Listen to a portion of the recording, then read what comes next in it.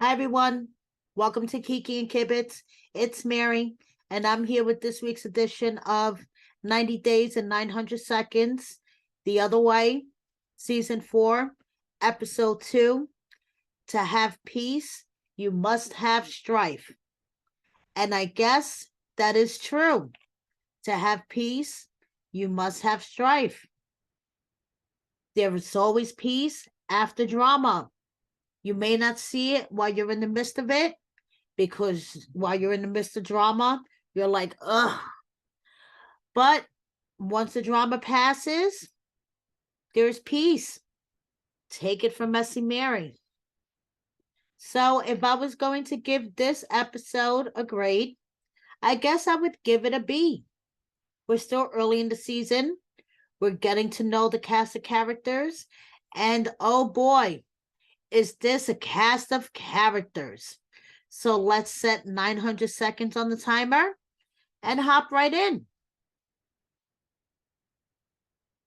So when we last left off on last week's episode, Danielle was busy crushing Johan's American dream as soon as she got in the car when he picked her up from the airport. But they had to cut the conversation short because they were arriving at his family's house. Now, for you guys who have previous watched this couple on Love in Paradise, you know that Johan lives with his mother, his father, his brother, his sister, a whole shitload of nephews, nieces. Basically, there is like 16 people in a 2-room house. Tiny, tiny space, a whole crap load of people. Even Danielle admits herself that she cannot survive there more than a day without turning into a cranky, pampered American bitch. Too many people, not enough air. She needs air conditioning. She could only last one night. They will be checking into a hotel. So, she tells Johan she doesn't want to go back to she doesn't want to go back to the States. She's going to live her beach life in the Dominican Republic, whether he likes it or not. And he says in his little confessional, the only reason why she's thinking this way is because, she hasn't lived here. Once she lives here and she sees really how hard it is, she's going to hightail it back to the States, and I'm going to be right there behind her. So the next morning, she wakes up and she tries to do her 15-step skincare routine in the mirror of his motorcycle, of his little scooter thing. And it wasn't exactly working, but she tried to make it work. And I'm exaggerating. It was actually 10 steps. But yeah, she was trying to do her fancy skincare routine in his backyard with no running water, with her little spatula and her roller and her oils in, the motorcycle's, mirror. So picture that happening. So Johan has a business in the DR. Yay for Johan. Good for you. Okay. It's good to see that he, is not only working at the resort, he actually has a business. He has a butcher shop. So Danielle gets to the butcher shop and she is like from the minute she walks in there, because the meat is on the counter and there is flies everywhere. And she's like, wait a second. How is this sanitary? How do you sell meat like this? Like bacteria. So I'm sorry. I found the scene hysterical. Between the language barrier, he's like, no comprende. He doesn't understand what the hell she's trying to tell him. She's like flipping out, like her head is like exploding. She's like, oh my God, there's flies on the meat. It's not refrigerated. Salmonella, bacteria. And he's like, I don't understand. And then he has like this, so I guess it was supposed to be a fly swatter, but it reminded me of like an S&M whip type thing in his hand, and he's using it to swat the flies off the meat, guys. I mean, I'm not even shitting you. So he has this like S&M whip fly swatter contraption, and he's like telling her that this is how they normally do business in his country. This is my country. This is not your country. She is so overwhelmed by the fact that they sell meat out in the open like that. You know, it's cold. Here, touch it. And she's like, no, I'm not touching that. And she just like walks out of the shop. Okay. And he's like, you know, she makes me feel like shit. I really thought that she was going to be like, oh, I'm so proud of you that you set up this business. And now she's crushing my Dominican dream. She crushed my American dream, and now she's crushing my Dominican dream. Okay, so now the next scene is she's trying to figure out the finances of the business. So she pulls out the laptop, okay? And she's like, how much you pay for your meat? How much you pay per pound? So he pulls out like a handwritten list. He's like, handwritten list, depending on how much it is, you know, per meat, per pound, you know, whatever. So he hands her the list, and then she's like, do you have receipts? And he hands her just basically a bunch of paper. And she's like, you can't run a business like this.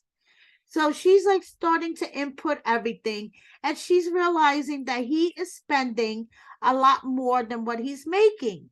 And then she's like, wait a second.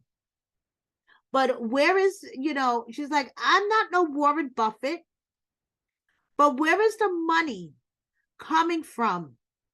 You know, for this 735, for this 40,000 pesos. Like, he was insisting that he had a profit of 40,000 pesos, which is 735 American dollars. And she's like, but where is this 40,000 pesos? I don't see this 40,000 pesos. And he's like, from the business. I get it from the business. I get it from my second job. I get it from here. And this whole conversation did not make sense to me. I did not like her tone. I thought she was condescending. He has no clue what the hell's going on. And train wreck. Moving on. We get to meet Nicole from LA, originally from a little town called Council, Ohio. And her man, Mahmoud, from Cairo, Egypt. Now, this is going to be a fucking train wreck, and I'm going to tell you why in a short summary. Nicole meets Mahmoud in a fabric store while she is on a spiritual trip to India. She decides to marry him. When she gets back to America, he asks her to marry him 5 days after she got back to America. She met him the day before she was leaving Egypt.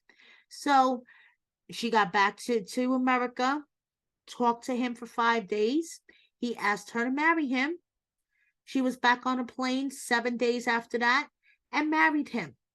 Lived in Egypt for 2 months and realized, hey, living in a Muslim country is way different than living in America, than living in LA. And she hightailed it back to Egypt. And 11 months into her marriage, she told Mahmoud she wanted a divorce and blocked him. She canceled his visa application. She applied for a visa for him to come here. They were fighting all the time. He wants to control what she wears, who she talks to, who she hugs, all that good stuff. But guess what? This episode, we get to meet her. We get to learn about her background, how she grew up in a little town in Idaho, how she always, was into clothes. She's a food delivery driver and a clothes reseller. She's always been into clothes. She loves clothing, guys. Check this out. She loves clothing, okay? And because that's how she met That's how she met Mahmoud. She was in a fabric store. And now she's moving back to Egypt because she's going to work things out and it's all going to be okay. So she's meeting up with her friends at a flea market while she's drinking a beer in public with them to let them know that she's moving back to Egypt. And her friends are looking at her like, are you motherfucking crazy? Like, this is going to end in a dumpster fire and you know it. I mean, she's telling her friends that, she has to cover her hair, wear loose fitting clothing. She's not allowed to hug any man, basically, besides her father, because, she's not allowed to hug any man that she has a potential to marry, including her cousin or her brother, basically. So she's, it's just crazy. It is craziness. And then we see her talk to her man. And the conversation centers around her clothing and it being tight. And I just do not see this working at all. I just see this honestly. And I saw a tweet about this also. And I did think about this while I was watching her. This is kind of like another Memphis and Hamza. Memphis thought that she could totally handle living in a Muslim country, and we all saw how that worked out. And yeah. So next we move on to Kris and Jamie. And Kris is leaving. She is getting on that plane to Colombia. Her family's driving her to the airport. She is doing it. And you may think she's crazy, which I think she's freaking crazy, but she's doing it. And when she gets there, 9 days later, they're getting married. JB's already talked to the wedding planner, and they're getting married at the hotel. So Jamie is at the hairdresser getting all dolled up for her fiance. And even her friends, the hairdressers, think that she's crazy and she's just slow the hell down. She starts telling the hairdressers, the story about how Kris disappeared 3 times and she started talking to someone else. And the hairdressers are like, okay, and you're going to marry her 9 days after she gets here. Meanwhile, we have Kris in the car with her family. They're driving her to the airport, and Kris is like, I know I've never been anywhere. I've never been outside the country. I've never been anywhere, and I'm giving up everything, and I'm nervous, and I feel like I'm going to puke, but I'm doing this. And, like, she goes off. Her family, I mean, the look on her son's face, I wanted to cry. And I see this being a shit show as well. They don't know each other. They've only talked to each other on FaceTime and on the phone. Like her daughter said, how do you know if you like her? Either one of them know. They could, first of all, Kris has narcolepsy. We see a preview in the next episode where they're going to spend their first night together, and Kris is explaining her night terrors to her. I bet you Jamie didn't take that into consideration, that she could get karate chopped in the middle of the night. And hey, like I was going to say, we don't know if either one of them snores really loudly either. So I just see this being a dumpster fire. Now, moving on to a couple that I do not see being a dumpster fire.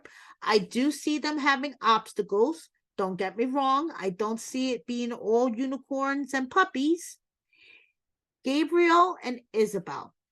First of all, Gabriel's packing. He's doing the final packing. If he's packing the sewing machine.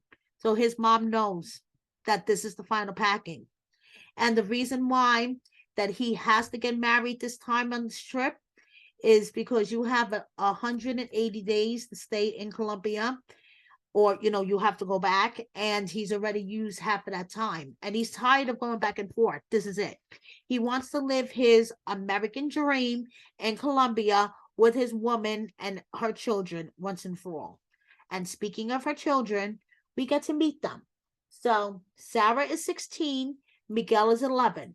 She had Sarah when she was a teenager, and Miguel's father was an older man that she thought that a relationship with an older man, was going to be better, because Sarah's father was her first boyfriend. Neither relationship worked out. Okay.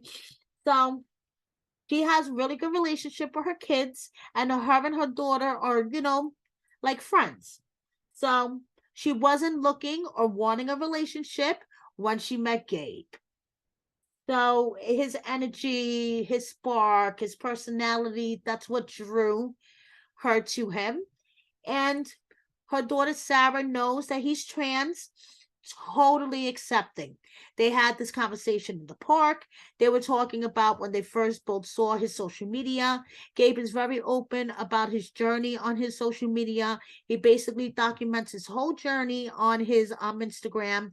And both Isabel and her daughter had looked at it, and Sarah is totally, oh, time's up. Sarah's totally, open and accepting of it.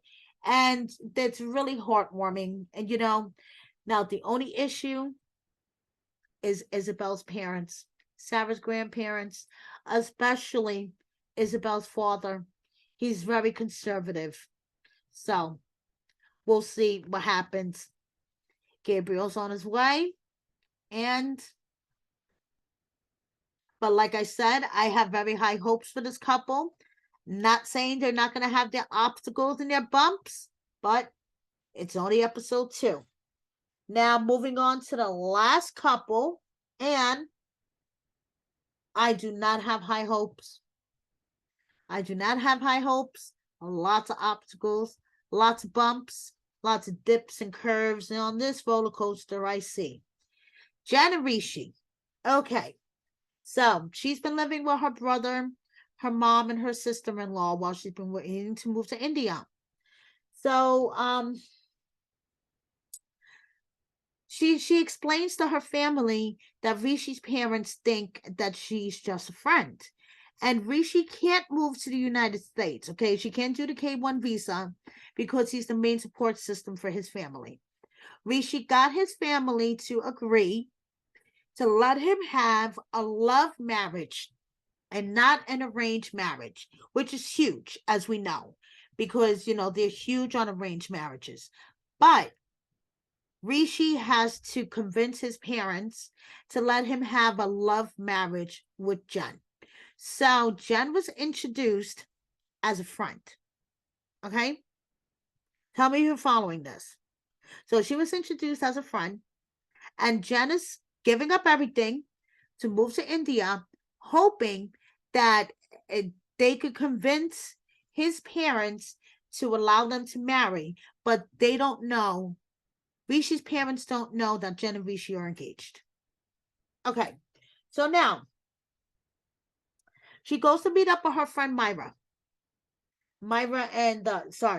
Randy and Myra. So the first thing they ask her is, where's your ring?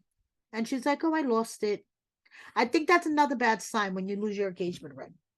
So then they proceed to rip her an asshole for her prior bad judgment in her relationships, and to question her judgment in this relationship. And they're like, Jen, we don't think this is a very good idea.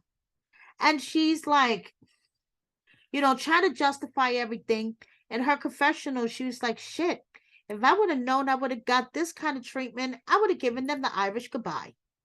So her friend is like, something? You know what's really making me suspicious? He has about 11,000 followers, and there is no indication of you and him being a couple on his social media. I'm going to send him a message, and let's see how he responds to it. Guess what? He responded to the message, okay? So her friend sends a message, hi, how are you?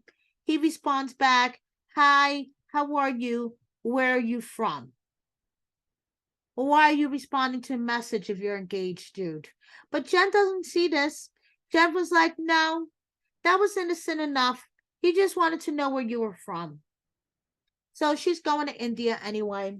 Let me tell you, you have to take the red flag and repeatedly slap her in the face with it for her to get it. And she still wouldn't get it. So that's why I say I don't know who's the bigger wackadoodle between Jen or this other chick, Nicole, who hates Egypt, hates the culture, doesn't seem to like her husband very much, but is going to give everything up and go back there to try again. I don't know. Well, that is all for this week, folks. Thank you very much for watching me. Please subscribe. Please check out wordonthestreetreality.com for all of the tea for 90 Day Fiancé and Love After Lockup that you know you need. Please hit the like button and share this video with a friend or 10. It would make me really, really happy. Thank you so much. See you next time. Bye.